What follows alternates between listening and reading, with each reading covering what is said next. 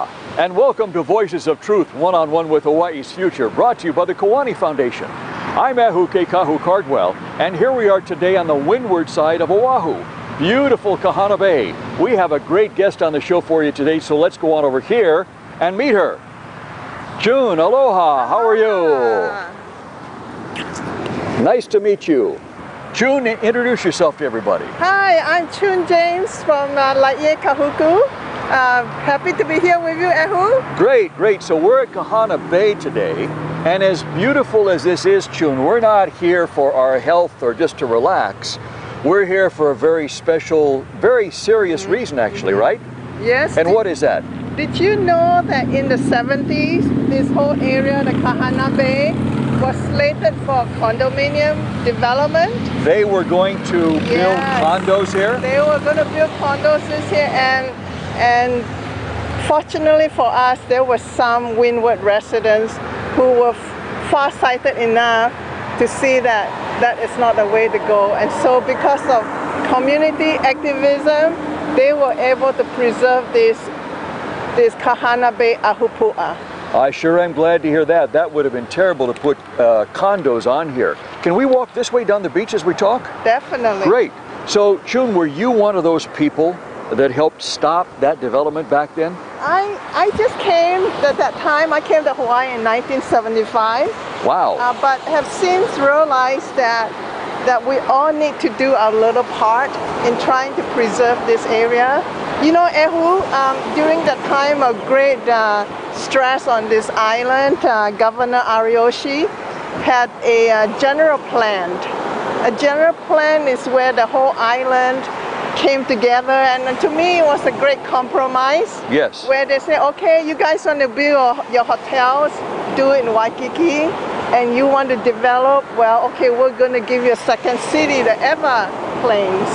I see. But this was back in the 70s, though. Yes, and this whole area is then slated to be low growth so that the rural character could be protected. I see. And I hope that the city will still continue to honor that general plan, because in my mind, it's a good compromise of building second city and yet preserving the rural lifestyle and also a sense of Hawaii, sense of place for Hawaii. Right. Okay. So, Choon, that was like 40 years ago. You moved here to Hawaii in the mid-70s, right?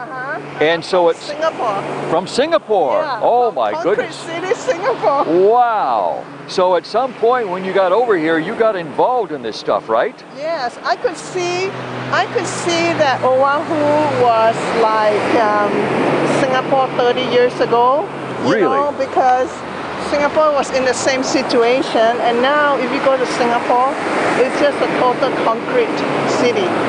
You cannot even hear a bird sing, honestly. Really? And 100% of the food in Singapore is imported. What? So just like Hawaii? Yeah, well, Hawaii is about 90%. Close enough. Close enough. And the water in Singapore, water is pumped from Johor Bahru, Malaysia.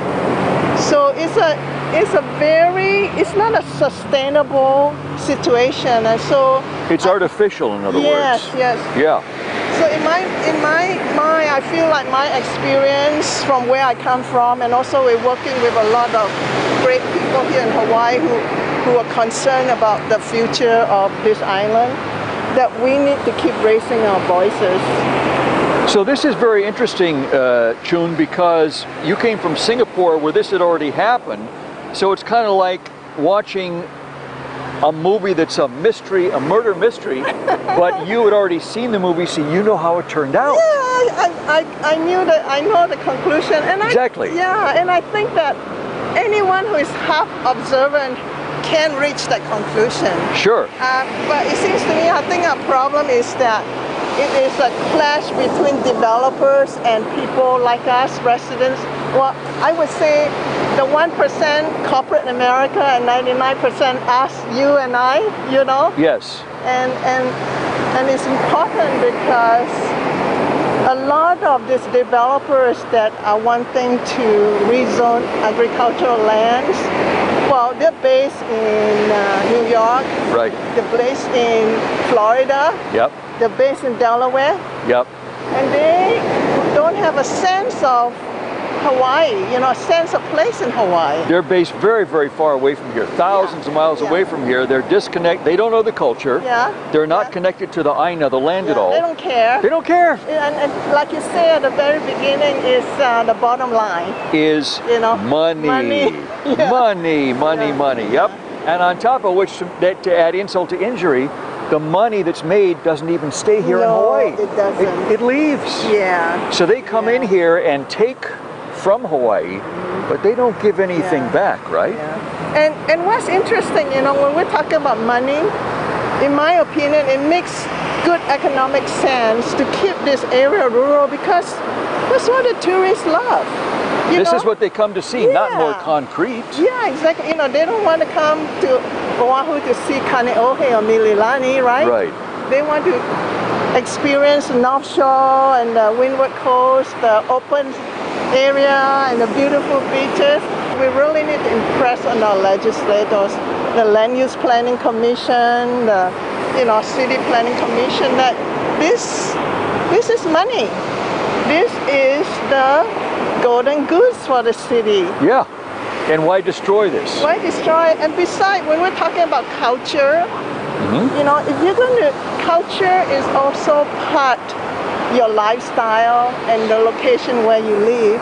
Because right now, we have more Hawaiians living outside of Oahu than we have here, you know, in the islands. They talk about we're creating jobs and we're providing affordable housing. Yeah. I mean, those are really nice buzzwords, but affordable housing, how affordable is affordable? Yes. You know, if you're building homes that are 500 and up, it's not affordable to the people who really need it.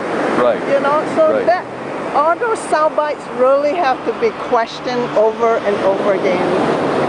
Wow, very, very interesting. It is, isn't it? Yeah. But it's a, you know, this is, in my mind, this is a sea change because we're at a junction where the city of Honolulu has to decide, you know, whether they want to respect the general plan to keep this area the way. When you say the way it is, it seems that we're so backward and we don't want change, but that's not it. We see that change is good, and sometimes change is not good. Well, it's all about the right kind of change, isn't it? Exactly. Yeah. I mean, in life, change is inevitable. Yeah. Change was going on even before the Europeans arrived on the shores of Hawaii. Right. So change, it's not the changes, we don't want any change, we just want the right kind of change. That's right. Change in balance, fair change, equitable change, change so everybody wins. So Choon, what made you decide to get involved in this over here?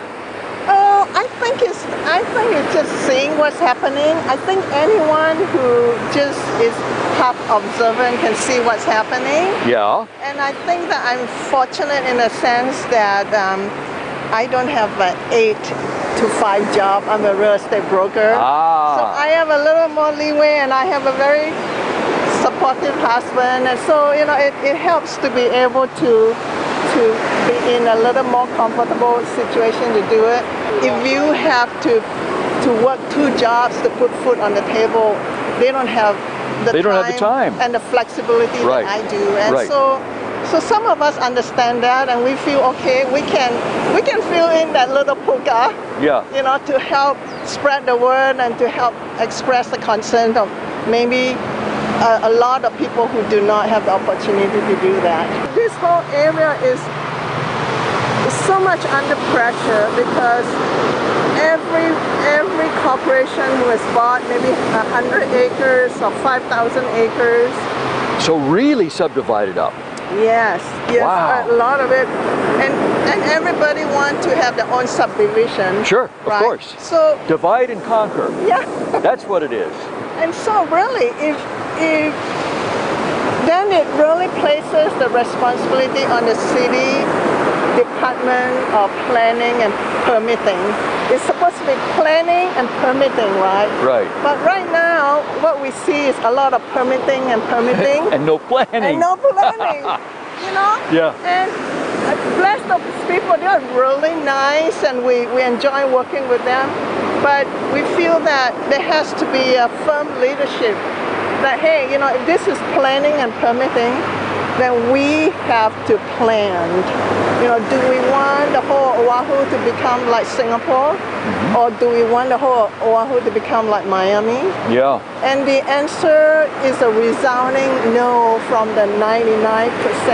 The 99%. Yeah. How about that? Yeah. But the interesting thing is that the 99% doesn't have the resources or the money to lobby To fight. Honolulu Harley or state capital and say, hey, we want this, or consultants or big public relations. Like the corporations do. Yeah, and they'll provide you food and t-shirts and train you what to say and sound bites, you know. Yep. So this is a constant battle that's going on. If the politicians were willing to enforce the laws to not develop here, so they said no to the developers would just shift their focus to another area of the island. I think but so. Work in areas that actually do need the redevelopment. That's right. And help where it could actually be of value and service. That's right. I think so because you know, I'm a capitalist. I come from a family of you know, people who are involved in trade and with I mean, you know, money making. If there were parameters and if there were regulation that would be enforced, then they're going to change their imagination and their focus onto something that they can work with. Yeah, you know? And that could be a win-win situation for everyone. Sure. So Choon, you were mentioning earlier that this is an ahapua'a out here, which is basically ahapua'as are a pie-shaped piece of land that go from the mountains all the way down to the ocean. Which is so sustainable. It's very sustainable. It's the model for sustainability, but it's a complete ecosystem. That's right. And it's completely in balance too. That's right. And so if the developers were allowed to come in here, what they would do would be to destroy forever that balance, destroy that ecosystem so it wouldn't be sustainable at all anymore. Correct? That's true. That's true. Because in Hawaiian history, we learned that the a'upua is a very viable situation because you can, you know, have your taro and have your coconut and your ulu, you know, up there. And grow all those things up. Yeah, and then you can hunt, you know. Yep. And then from the ocean is the refrigerator. This is the refrigerator right here, where you get the fresh food. Yeah, fresh fish, and you take what you need, you know, and you help each other out. And so, to me, the ahupua concept is a very wonderful and a pono one. But of course, now we have developers like the Turtle Bay Resort who are coining words like tomorrow's ahupua. Now, and it was very interesting to know that we have a Hawaiian lady at a hearing who said, I resent that because ahupua is a living condition. Right. It is not some intellectual concept out there. Tomorrow's ahupua. Right. You know, and so you see the play with words all the time. They're trying to hijack the concept for their own purposes, aren't they? Yeah. Package it nicely, tie it with a bow. But anyone who is half observant will know, hey, you know, this is too much and going too far. So Choon, I know that the developers are trying to do things out here. What specifically are they trying to do right now in this ahapua of Kahana Bay? Okay, right now on the public records, okay, we don't know how many developers have been holding conversations with the Department of Planning and Permitting, which is perfectly okay to do, right? That's the process. But right now, the Department of Planning recently approved a 222-room Marriott Hotel courtyard in Laie. Are you serious? Yeah, that has been approved, and that to me was unfortunate. But there was a little Laie in there, you know, 59 room, and it was country, you know. But to put in such a big, massive building, with a little imagination, they could really do something or design something that would blend into the environment, rather just cut and paste such a ugly mess building on it. Right. But we understand that that area has already been zoned commercial, and so you know, it's not a rezoning thing. But I think that it could have been done nicely so that it would preserve this area. And again, you know, it's back to the concept that this is the golden goose for tourism. Yeah. You know, if we're not going to talk about preserving the culture, preserving the sense of place, it is the golden goose for the tourism, you know. And every tourist that I've met and who heard about it, oh no, why did they do that? They should have just kept that in Waikiki, you know. So Choon, is there any way to stop that Marriott, or is it already too late? In my opinion, it's too late because they have gotten all the process approvals, all the permits. All that can be done. And then going a little bit up, there is the Ahupua or Malai Kahana. And the next one over, huh? Yes, and on that, to some people, it's known as a gunstock ranch. Okay. So it's open space country. And on that there is pending development of a project called Envision Laie, where we're going to have industrial parks, and we're going to have light industrial parks, and then there's going to be about 875 homes. Oh my goodness. And offices and regional shopping centers. So like strip malls? Yes. Oh, yes. wow. And then next to it, there are other developers who own hundreds of acres, you know. Right. And heading towards Turtle Bay, we also have thousands of acres of ag land that have been bought by companies that are based in Florida. Okay. And then we have the Turtle Bay Resort. Right. That right now they are thinking of building 2 hotels and a lot of resort residential homes. Whatever resort residential homes mean. Well, you know what it sounds to me like, Choon? Mini mansions. You know, it sounds like these guys are lined up. Yes, yes. To get their permits so they can hear the cash register go ka-ching, ka-ching, ka-ching, and the money pouring in their pockets. So it's very short term, and like I say, I can totally understand where they're coming from. That's their job, you know, to seize an opportunity, use the money and build, and then or just gain entitlement for the land and then sell. How does a person like you go up against these big guys? I mean, these are big guns, big money. Well, we have been very fortunate in the sense that the Turtle Bay issue, they had a unilateral agreement that was completed in around 1985 or 86. And so it's like 25 years, you know. Right. And so we as citizens out here in North Shore, Windward, throughout the whole island actually, had asked the city under Murphy Hanneman to say, hey, you know, we need to have a supplemental environmental impact study done because it's been 25 years. So you went to the mayor and said, we need to have another study done. Which did not happen because the mayor sided with the Oak Tree Capital. The developers. Yeah, Oak Tree Capital and Benchmark, you know. And so, but the citizens got together, they collect dollars here, they had cookie sales, and they were able to collect enough money to fight the city all the way to the Supreme Court.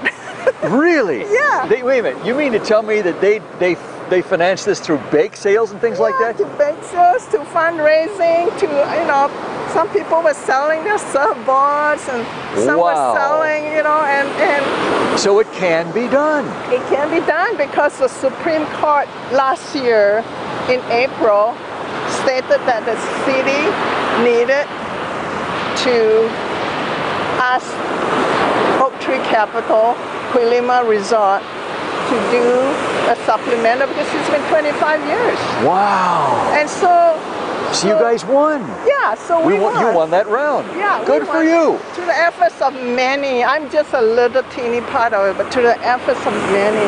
But it just shows that if a community get together and if the cause is just and right, we can win. We just need a little bit perseverance. So it can happen. So the 99% can win.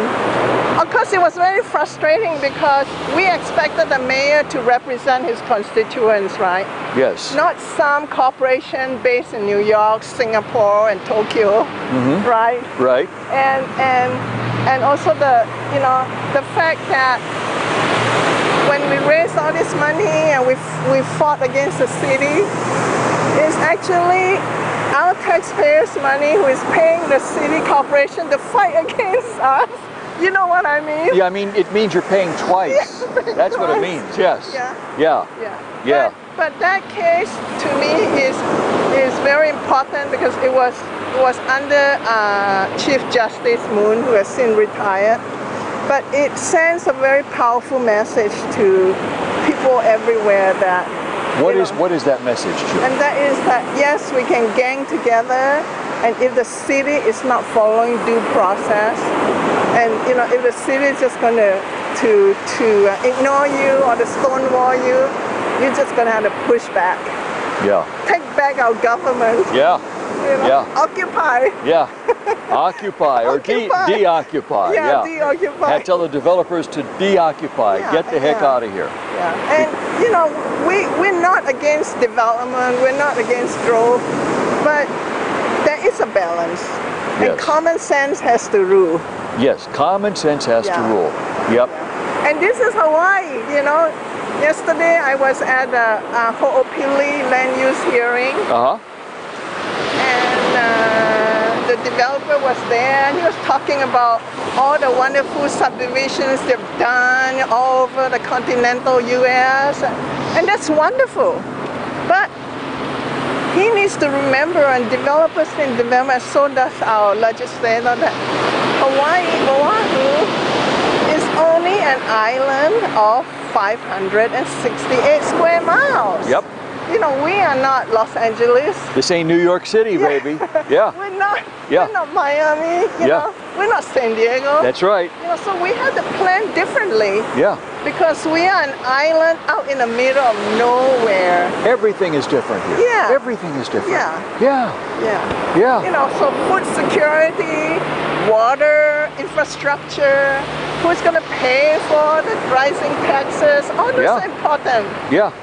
You know? The resources, if not managed properly, are going to stop. They're not going to go on and on and on. Yeah, it's not infinite resources. It's not it's not like the continental United States, where if you run out of something, you can pick up and move to somewhere else. That's right. This is it. That's right. When it runs out, it runs out. That's right. So if let's say if they were to, because of all this development and the traffic gets so bad, they have to widen Camp Highway.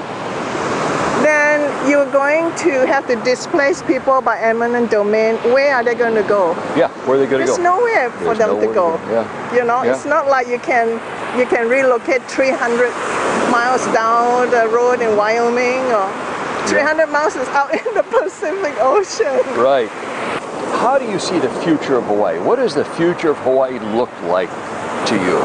Well, I think the future of Hawaii lies in the hand of the people, and today, especially today, is such a watershed moment. It's a really critical moment, isn't it? It's a very critical moment. Why is that? Because if we allow all the ag lands to be downzoned and to be cemented, there goes Oahu, there goes food security, there goes Hawaii's sense of place, there goes the culture pretty much. Because culture is as much a living thing, a location, a sense of place. And so it really is up to the people, whether we want an Oahu that's going to look like Miami, or an Oahu that still has a little bit of what Hawaii is all about. Wow. And so I would say anyone out there, ask the government to honor and adhere to the Oahu General Plan. Wow. No more changing of that plan. You know, because the great compromise has been reached years ago in the 1970s. There's no more compromise left. And there's still lots of opportunities for the developer to make their money. Sure. You know, the city just needs to focus, refocus and move them, refocus, get their eyes off the egglands. Get their eyes off the dollar. Yeah. And refocus back onto what keeps Hawaii, Hawaii. Exactly. Wow. Yeah. What a great message. And Choon, we got to leave it right there. Oh. Thank you so much for being on Thank Voices of you, Truth. thank And you. please don't stop. Please keep fighting and please have more bake sales because it sounds to me like those are funding the victories that you guys need to keep moving forward. Yes. Great. Keep doing what you're doing. Thank you. Wonderful. Thanks for being here. And to our viewers, thank you for joining us on this very special version of Voices of Truth One-on-One with Hawaii's Future. Remember, you can watch us on the web 24/7 on voicesoftruth.tv.com.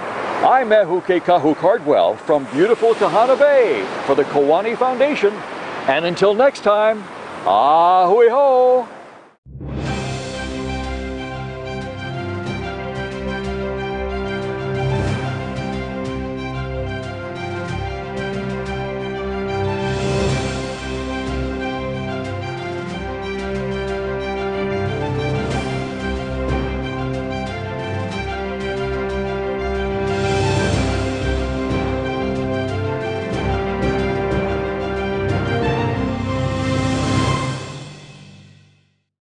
Mahalo for watching Voices of Truth One-on-One with Hawaii's Future. Watch us on the web 24/7 at voicesoftruth.tv.com. You'll find all our shows, including this one, in case you want to see it again or share it with family and friends. Also view our weekly video commentaries at freehawaiitv.com. And check out our blog, published daily, at freehawaii.info. It's all part of the Free Hawaii Broadcasting Network.